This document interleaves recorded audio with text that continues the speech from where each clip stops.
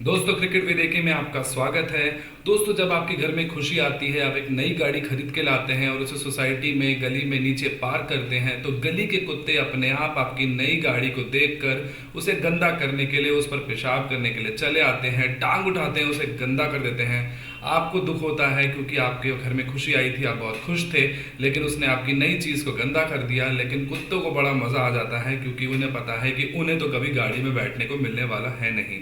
ऐसा ही कुछ रवैया है हमारे पड़ोसियों का, जिनके पास अपना तो कुछ भी होता नहीं है। इसलिए जब भी हम खुश होते हैं, हमारी टीम कुछ अच्छा करती है, जीत कर आती है ट्रॉफी, तो उसमें ऐसे ये लोग कमियां निकालते हैं, हमें बेईमान साबित करने की कोशिश करते हैं। ऐसे बहुत से लोग हैं, लेकिन आज हम बात करने वाले हैं उनमें सबसे बड़े कुत्ते तनवीर कुत्ते की। तो चलिए सुनते हैं कि वो क्या भौंक रहा है और उसके बाद अपना रिएक्शन भी देते हैं। चैनल को सब्सक्राइब कर दीजिए, वीडियो को लाइक कर दीजिए और अंत तक बने रहिए हमारे साथ। तुम भाई खुश है इंडिया। यही चीज तो चाह रहा था जेशा। उसको यही चाहिए था कि बस हम लोग किसी तरीके से चैंपियन ट्रॉफी का फाइनल जीत जाए, और वो जीत गए। पूरी दुनिया शोर मचा रही थी, हम भी मचा रहे थे, एक ही जगह पे खेल रहे हैं, एक ही जगह पे फायदा हो रहा है। आज पिच भी देख लो। और अरे भाई, स्केड्यूल जो है वो डिसाइड हुआ था पीसीबी के साथ मिलकर।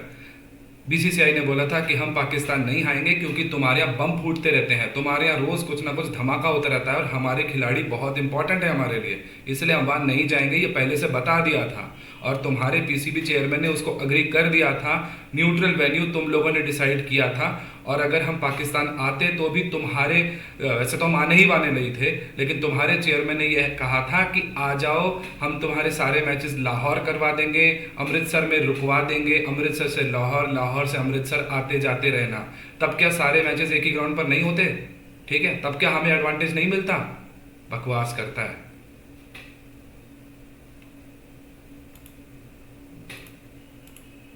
पिच कर लेते और फ्लैट कर देते और ड्राई कर देते, जितना कर सकते थे कर देते, और स्लो कर देते। यार जाहिर सी बात है, ये बीसीसीआई वैसे ही ड्रामेबाज क्रिकेट बोर्ड है। उसके बाद उनका जो बंदा है जय शाह, वो आईसीसी का चेयरमैन बन गया है, वो हर टाइम वहां बैठा रहता है।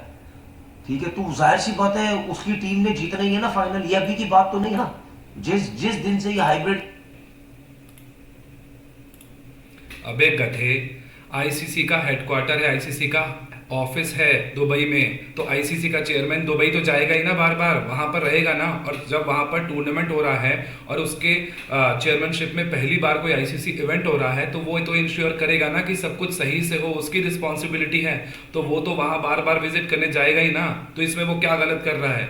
और दुबई के स्लो विकेट क्या आज स्लो हुए हैं? दुबई के विकेट तो स्लो हमेशा से ही थे। जब तुम 10 साल, तुम्हारे यहाँ जब बम फूट रहे थे, जब तुमने श्रीलंका के खिलाड़ियों को मारने की कोशिश करी थी अपने बम धमाकों से, और उसके बाद 10 साल तुम्हारे देश में क्रिकेट नहीं हो पाया था क्योंकि तुम लोग टेररिस्ट स्टेट हो गए थे, तब क्या तुम लोगों ने दुबई में नहीं खेला? 10 साल तुम लोगों ने सेना कंट्री से आ रही टीमों को कितना हराया, कैसे हराया? स्लो विकेट थे, तुम लोग स्पिनर खिलाते थे, तुम्हारे सैयद अजमल, यासिर शाह, दानिश कनेरिया, ऐसे ही तो सुपरस्टार बने ये लोग। तुम्हारा यूनिस खान 100 पे 100 मारता रहता था। तुम्हारा मिसबाह आईसीसी चैंपियनशिप में नंबर 1 पे पहुंच गया था टेस्ट रैंकिंग में। कैसे पहुंचा था? एज अ कैप्टन ऐसे ही तो पहुंचा था दुबई में खेल खेल कर। तो तब क्या दुबई के विकेट पे 400 बन रहे थे वनडेज में, और टेस्ट में तुम लोग 800 मार रहे थे? तब भी तो यही स्पिनिंग ट्रैक होते थे। दुबई के ट्रैक के हमने स्लो करे, हमेशा से ऐसे होते हैं। की बात हो रही थी, उसी दिन से सब कह रहे थे कि ये जीतेगा जीतेगा जीतेगा। गलती तो क्रिकेट बोर्ड्स की है, जिनके लोग और जो न्यूज़पेपर पे लिख लिख के अब कह रहे हैं कि जी इंडिया को फायदा होगा, इंडिया को तो फायदा हो रहा है। तो भाई उस टाइम की आंखें बंद थी, है मुंह पे जिप लगी हुई थी, बटन थे आंखों में, दिमाग काम नहीं कर रहा था जब बोली जा रहे थे कि नहीं जी इंडिया को बहुत ज्यादा फायदा होगा। अब इंडिया, ये दुबई में जितने भी मैच खेले गए, कितने रन बने यहाँ पे? एक मैच मुझे बता दो किसी में 300 रन बनाओ, 280 बनाओ, 290 बनाओ, एक मैच मुझे बता दो। और पाकिस्तान में तो 350 रन बन रहे थे। क्यों? क्योंकि वहां पे पिच प्रॉपर बैटिंग पिच थी, बल्ले पे बॉल अच्छा आ रहा था, स्पिनर का बॉल भी फंस नहीं रहा था, ना इतना ज्यादा ब्रेक हो रहा था, वहां पे स्पिनर को ही मार लग रही थी। मैं बहुत लोग,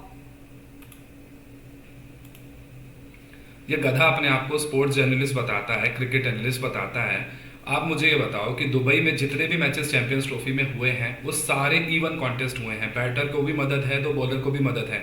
अगर सीमर्स को मदद नहीं मिल रही है तो ऊपर से बैटिंग आसान हो रही है, तो स्पिनर्स को मदद मिल रही है तो बॉलर्स के पास भी एडवांटेज है। 250 बन रहे हैं तो वो भी चेस करना मुश्किल हो रहा है। यानी बैट बॉल के बीच में इवन कॉन्टेस्ट है।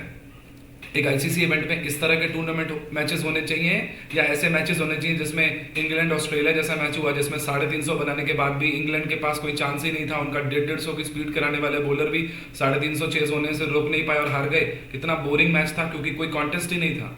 इस तरह के मैचेस होने चाहिए आईसीसी इवेंट्स में, या फिर इस तरह के होने चाहिए कि 250 भी अगर सामने वाली टीम ने बना दिया है तो आपको आखिरी ओवर तक मैच जा रहा है और मैच बार बार सीसा हो रहा है, जिस तरह से सेमीफाइनल हुआ, जिस तरह से इंडिया का फाइनल हुआ।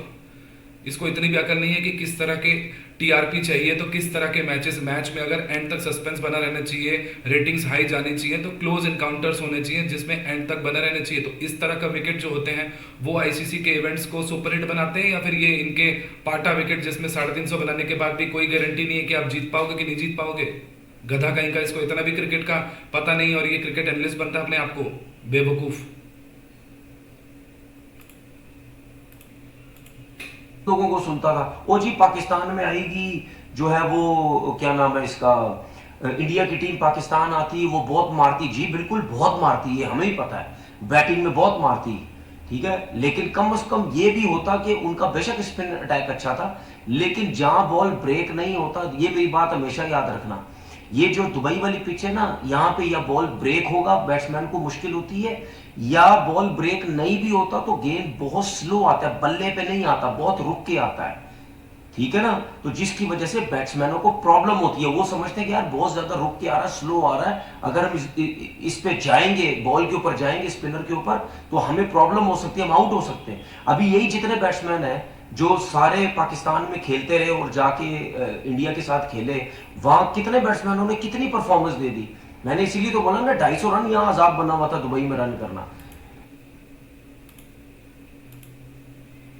सबसे पहले तो मैं बता दूं इसको कि इंडिया टीम भी बैटिंग हैवी टीम हमेशा से मानी जाती है। इंडिया हमेशा से अपनी बैटिंग के लिए मानी जाती है। आज भी अगर आप वनडे की आईसीसी रैंकिंग्स उठा के देख लो तो उसमें टॉप 3 इंडिया के हैं। 10 में से 3 प्लेयर्स इंडिया के हैं। कोहली है, रोहित शर्मा है, शुभमन गिल जो नंबर 1 पे चल रहा है। ठीक है, तो इंडिया ऐसे विकेट्स पे खेलना चाहेगी जहां रन बनाना इजी हो, या ऐसी टीम ऐसे ग्राउंड्स पे खेलना चाहेगी जिसमें रन बनाना मुश्किल हो और इनकी जो इतनी स्ट्रांग बैटिंग लाइनअप है उसको एडवांटेज ना मिल पाए।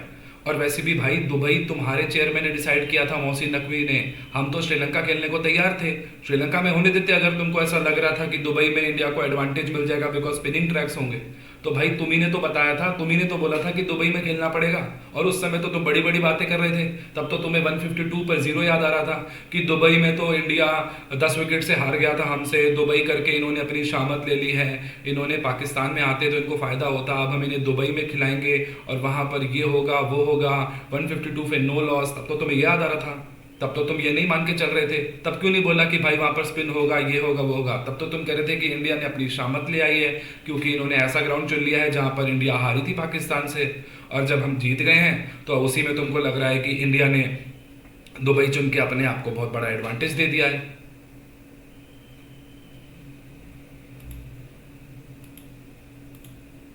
ठीक है, तो अगर इंडिया जैसी टीम के खिलाफ अगर आप 250 भी करेंगे तो वो कहीं ना कहीं तो चेस कर जाएगी ना। हर मैच में देखो उन्होंने चेस कर ही दी है ना, बॉल टू बॉल, बेशक बॉल टू बॉल उन्होंने चेस की। उनकी बैटिंग लाइन बहुत बड़ी है, इंडिया की जो बैटिंग लाइन है उसमें 250 रन थोड़ी आप रोक सकते हैं। जिस तरह रोहित शर्मा ने आज ऊपर से मारना शुरू किया है, ठीक है, 10 ओवर इतने अच्छे हो गए, तो वो कितना रोकोगे आप उनको, कितना रोकोगे। उसके बाद वो जब आपको बैटिंग करवाते हैं, उस चाहे बैटिंग पहले करें आप या बाद में करें, वो मुश्किल में डाल देते हैं। जाहिर सी बात है दुबई की जैसी पिचेस पे वो 4-4 स्पिनर जब खिलाएंगे, बेशक उनका बॉल बहुत ज्यादा ब्रेक ना हो, लेकिन उनकी विद इन स्टंप बॉलिंग उस ऐसी पिचेस में बॉल रुक के आता है, स्लो भी आता है, वो आसान नहीं होता है। ऐसा नहीं है कि बिल्कुल ही सीधा आ रहा था, ब्रेक हो रहा है कहीं ना कहीं, तो ये इजी नहीं होता है। उनको तो 100% का 1000% उनको एडवांटेज था, जिसकी वजह से जीते। ऐसी जीत को मेरी तरफ से, ऐसी जीत को कचरे के डब्बे में फेंकना चाहिए, ऐसी जीत को बिन में फेंकना चाहिए। ये कोई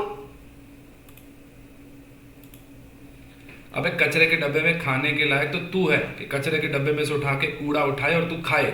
ये तेरी औकात है भाई। तू क्या कचरे के डब्बे में हमारी जीत को फेंकेगा। हमने तो सारे के सारे मैच जीत करके ट्रॉफी उठाई है, चैंपियन बने हैं। और तुम लोग जो 2017 में जीते थे, तो उसके बाद तुम लोगों को बड़ा लग रहा था कि तुमने इंडिया को हरा दिया, इंडिया को झुका दिया। तो इस बार भी अच्छा परफॉर्म करते ना। तुम्हारी तो नंबर 1 टीम है, अपने आप को नंबर 1 बॉलर बोलते हो, तो फिर तुम क्यों नहीं परफॉर्म कर पाए। तुमको तो दुबई में आकर के हमें हरा देना चाहिए था। तुम्हारे पास तो नंबर 1 बैटिंग थी, तुम्हारे पास बॉब्जी द किंग था, तुम पे रिजवान का मोमेंटम था। क्यों नहीं कर पाए तुम लोग। तुम्हारे पास तो बहुत तगड़ी बॉलिंग लाइनअप थी, शाहीन अफरीदी था, नसीम शाह था। तुम्हारे साथ प्रॉब्लम यह है कि तुम अपने टीम में प्लेयरों को आगे नहीं आने देते हो।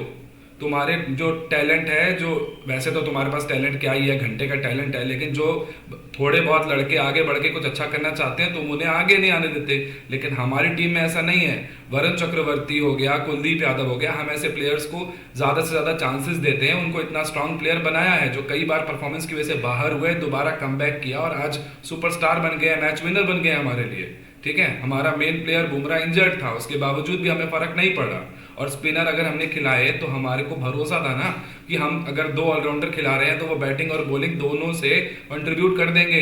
भाई बात टैलेंट की है, बात परफॉर्मेंस की है, बात स्किल की है। एडवांटेज एडवांटेज एडवांटेज करने से तुम ये चीज डिनाई नहीं कर पाओगे कि इंडिया की टीम इस समय नंबर 1 टीम है अक्रॉस फॉर्मेट्स। चाहे T20 खिला लो, चाहे वनडे खिला लो, चाहे टेस्ट खिला लो। भले ही टेस्ट में हमारा बीच से परफॉर्मेंस थोड़ा ऊपर नीचे हुआ होगा, लेकिन फिर भी तुमसे तो हम कई गुना ज्यादा हर फॉर्मेट में ऊपर हैं।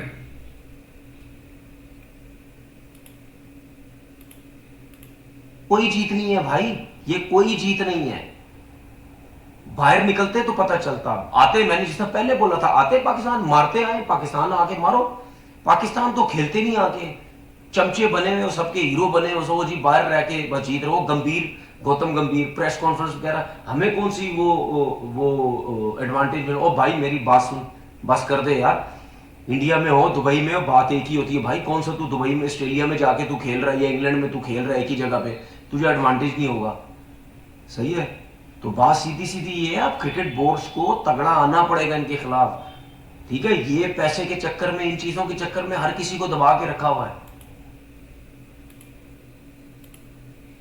एडवांटेज एडवांटेज ये कर रहे हैं भाई। तुम तो अपने घर में खेल रहे थे। दुबई भी एक तरीके से तुम्हारा होम ग्राउंड ही है, क्योंकि जब तुम्हारे यहाँ बम फूट रहे थे, जैसे मैंने बताया, तुम 10 साल वहां खेले थे, तो तुम्हारे को तो इंडिया से ज्यादा एक्सपीरियंस है दुबई के विकेटों पर खेलने का। तो तुम्हें तो इंडिया को हरा देना चाहिए था। और जो तुम न्यूजीलैंड से हारे, तो वो तो तुम अपने घर पर हारे थे। वहां तुम क्यों न्यूजीलैंड को नहीं हरा पाए। तुम न्यूजीलैंड को हरा देते तो सेमीफाइनल पहुंच जाते ना, सेमीफाइनल पहुंच जाते। उसके बाद तुम अफ्रीका को हरा के हमारे साथ फाइनल में आते, देखते। तब तुम क्यों नहीं हरा पाए। तुम अपने घर में खुद हार रहे हो। तुम्हें एडवांटेज, तुमसे ज्यादा एडवांटेज इसके पास था। तुम्हारा अपना होम कंडीशन में तुम्हारा टूर्नामेंट हो रहा है, उसके बाद भी तुम सबसे नीचे फिनिश कर रहे हो। 15 दिन के टूर्नामेंट, 20 दिन के टूर्नामेंट में तुम जो है 4 दिन के अंदर टूर्नामेंट से बाहर हो जाते हो। 19 तारीख को टूर्नामेंट शुरू होता है, 20 को तुम मैच खेलते, 19 को तुम मैच खेलते हो, 23 को तुम मैच खेलते हो, और तुम्हें पता चल जाता है कि अब तुम घर जा रहे हो वापस। वो तो बांग्लादेश वाले मैच में बारिश हो गई, वरना तो तुम उस दिन भी हार जाते। वहां भी बांग्लादेश भी तुमको लिटा देता, फिर तुम्हारे 3 में से 3 हार हो जाता। जैसे तैसे तुमको बारिश की वजह से 1 पॉइंट मिल गया है, अदरवाइज तो तुम 0 पॉइंट के साथ सबसे नीचे फिनिश करते। बकवास करता है। ऐसा थोड़ी होता है। ये कौन सा टूर्नामेंट है भाई। ये मतलब सारी टीमें पाकिस्तान में खेल रही हैं। और अब मुझे एक बात बताओ, यही न्यूजीलैंड के प्लेयर थे ना, पाकिस्तान में कैसे क्रिकेट खेल रहे थे। यही न्यूजीलैंड के प्लेयर है, दुबई में वो स्ट्रगल कर रहे हैं। चाहे साउथ अफ्रीकन हो, चाहे न्यूजीलैंडर्स हो, चाहे कोई सी भी टीम हो, पाकिस्तान हो, ऑस्ट्रेलिया हो, कोई भी हो, ठीक है, सब कैसे क्रिकेट खेल रहे थे। और वहां पे जाके उन लोगों से शॉट्स नहीं लग रहे, तो इनको तो एडवांटेज है ना। इसीलिए तो देखो, पहले मैच से ये कितने रिलैक्स थे। आज भी देख लो, मैच थोड़ा सा फंसा हुआ था लेकिन रिलैक्स थे। इनको पता था मना जाएंगे रन। क्यों? क्योंकि जाहिर सी बात है, अब न्यूजीलैंड के स्पिनर्स उस लेवल के थोड़ी है जो इंडिया के हैं। एक आध सेंटनर है, ब्रेस्टवेल ने आज अच्छी बॉलिंग, उसके अलावा देख लो ना, रिचर्ड रविंद्रा हो गया या ग्लेन। अबे गधे, हम रिलैक्स इसीलिए थे क्योंकि हमें अपने टैलेंट, अपने पोटेंशियल, अपनी टीम पर भरोसा है। हम अपने टारगेट को अच्छे से चेस करते हैं, क्योंकि हमारी टीम एक दो प्लेयरों पर डिपेंडेंट नहीं है। एक समय था जब हमारी टीम एक प्लेयरों पर दो प्लेयरों पर डिपेंड होती थी, तो हम लगता था कि हम पता नहीं कोहली आउट हो गया। कल हमारा सबसे star player chess master Virat Kohli 1 run बना के आउट हो गया, लेकिन उसके बावजूद भी हमने वो स्कोर आसानी से चेस कर लिया। 122 पर हम 3 हो गए थे, फिर भी हम पैनिक नहीं करे। क्यों? क्योंकि हमें अपनी टीम पर भरोसा था कि अक्षर पटेल, श्रेयस अय्यर, केएल राहुल, हार्दिक पांड्या ये सब जरूरत पड़ने पर रन बना देंगे, क्योंकि हमें अपने ऊपर भरोसा था। और हमें कोई टारगेट कम मिला तो हमने कोई सिफारिशें करके टारगेट कम नहीं करवाया था कि हमने न्यूजीलैंड को बोला है कि भाई 20-30 रन कम बना दो क्योंकि हम आईसीसी में अजय शाह बैठा हुआ है। न्यूजीलैंड ने 250 रन बनाए क्योंकि उनको लगातार हमारे स्पिनर्स विकेट लेते गए, प्रेशर में डाल के रखा। बहुत तगड़ी शुरुआत मिल गई थी न्यूजीलैंड को, लेकिन उनके रविंद्र को हमने आउट किया। उसके बाद उनको 250 पर रोका और उसको चेस किया, और चेस करने में भी हमें बहुत ज़्यादा एफर्ट लगा क्योंकि विकेट कंडीशंस मुश्किल थी, रन बनाना मुश्किल था। जिसको तुम कह रहे हो कि उसकी वो क्वालिटी नहीं है कि रविंद्र हो गया या ब्रेसवेल हो गया, वो लोग 10-10 ओवर में 32-32, 35-35 रन दिए हैं। क्यों? क्योंकि रन बनाना मुश्किल था। वहां पर एडवांटेज स्पिनर्स को थी, और स्पिनर हमारे पास अगर 4 थे तो उनके पास भी 4 थे। उन्होंने भी स्पिनरों से 35 ओवर करवाए हैं, हमने भी 35-36 ओवर करवाए हैं। उनके भी स्पिनरों ने 5-5 विकेट लिए हैं, तो हमारे भी स्पिनरों ने लिए हैं। तो एक तरीके से इस तरह की कंडीशन होती है जिसमें स्पिन ज्यादा हो रहा होता है या ज्यादा कंडीशन स्पिनर्स को मदद कर रही होती है, उसमें तो इवन पार्ट टाइमर भी डेंजरस हो जाता है। वरना खुद बता दो कि क्या रविंद्र जडेजा, जिसके टेस्ट में 300 प्लस विकेट है, उसकी बराबरी कर सकता है रचिन रविंद्र? लेकिन रचिन रविंद्र कल बहुत बढ़िया बॉलिंग कर रहा था, क्योंकि कंडीशन ऐसी थी। जब कंडीशन ऐसी होती है तो उल्टा नुकसान होता है स्ट्रांग टीम को नुकसान होता है, क्योंकि कमजोर टीम भी इन कंडीशंस का फायदा उठाकर जो लिमिटेड स्किल वाले बॉलर होते हैं वो भी बहुत बढ़िया बन जाते हैं, जो कि कल न्यूजीलैंड के साथ हो रहा था। उनके नॉर्मल रविंद्र उनके लिए इतनी बॉलिंग करता भी नहीं है, लेकिन कल वो पूरा 10 ओवर का स्पेल डालने को हो गया क्योंकि उसको मदद मिल रही थी, कंडीशन का फायदा मिल रहा था। गधे, इतनी सी बेसिक चीज तुझे समझ में नहीं आती और अपने आप को क्रिकेट एनालिस्ट बोलता है।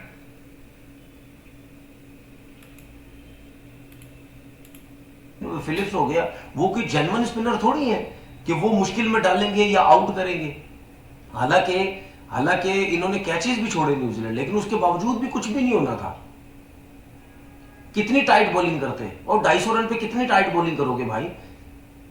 8 नंबर तक तो इनकी बैटिंग लाइनअप है।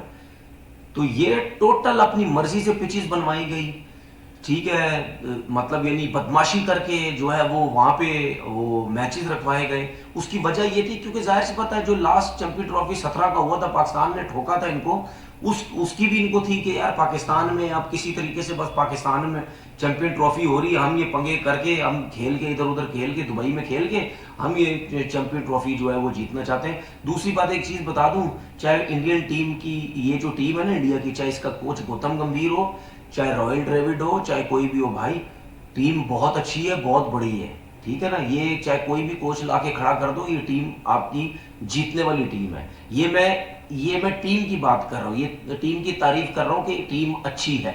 मैं इसकी तारीफ नहीं कर रहा जो वहीं दुबई में बैठ के जो सारे मैच खेले हो और जो है वो पहली बात तो हमें तेरे मुंह से, तेरे गंदे मुंह से, कुत्ते जैसे मुंह से तारीफ करवानी भी नहीं है। पूरी दुनिया हमारी तारीफ कर रही है, कितने भी लोग हमसे जल लें, लेकिन वो ये चीज़ डिनाई नहीं कर सकते कि आज की डेट में team India number 1 team across formats है, और टीम इंडिया को हराना उतना ही मुश्किल है जितना 80s के ज़माने में वेस्ट इंडीज़ को हराना होता था, लेट 90s और 2000s में रिकी पॉन्टिंग वाली ऑस्ट्रेलिया को हराना होता था। उतना ही मुश्किल आज रोहित शर्मा की इंडिया को हराना है, ठीक है। ये सब मानते हैं, चाहे सड़े, चाहे जले, चाहे भुने, लेकिन ये चीज़ कोई डिनाई नहीं कर सकता कि टीम इंडिया नंबर 1 टीम है अक्रॉस फॉर्मेट्स, ठीक है। और सबसे बड़ी बात 2017 की, तो भाई 2017 में तुम्हारा एक दिन तुक्का लग गया, तुमने हमें हरा दिया, फाइनल जीत गए, चैंपियन बन गए, ठीक है। तो तुमने क्या किया उसके साथ? सरफराज जिसने तुम्हें चैंपियनशिप जिताई, क्या हाल किया तुमने उसका? उसको भी टीम से निकलवा दिया साजिशें करके, पॉलिटिक्स करके, ठीक है। कितना वो बेचारा रोता है, उसकी रीलें फेमस होती हैं कि भाई मैंने इतनी सीरीज जिताई, एक सीरीज में मैं हारा और मुझे निकाल दिया। 2019 का वर्ल्ड कप में तुम्हें उसकी उबासियां नजर आ रही थी, पेट नजर आ रहे थे। खुद पाकिस्तानी अपने पाकिस्तान के कैप्टन को ट्रोल कर रहे थे, क्योंकि तुमको अपना बंदा बाबर आजम को कैप्टन बनाना था, इसलिए तुमने साजिशें करके सरफराज को निकलवाया, ठीक है, हालांकि मुझे मतलब नहीं है तुम्हारी टीम से क्या करते हो तुम, लेकिन फिर भी अगर 2017 की टीम तुम्हारी इतनी महान थी, कैप्टन इतना महान था, तो पॉलिटिक्स करके उसको क्यों हटवाया? क्यों बेचारा वो हर न्यूज चैनल बैठ के रोता रहता है? उसकी रीलें इंडिया में फेमस होती रहती है कि बेचारा मेरे संग तो साजिश हो गई, मुझे तो निकलवा दिया, मुझे तो निकलवा दिया। वो बेचारा अपनी तोतली जुबान से बोलता रहता है, बकवास करता है।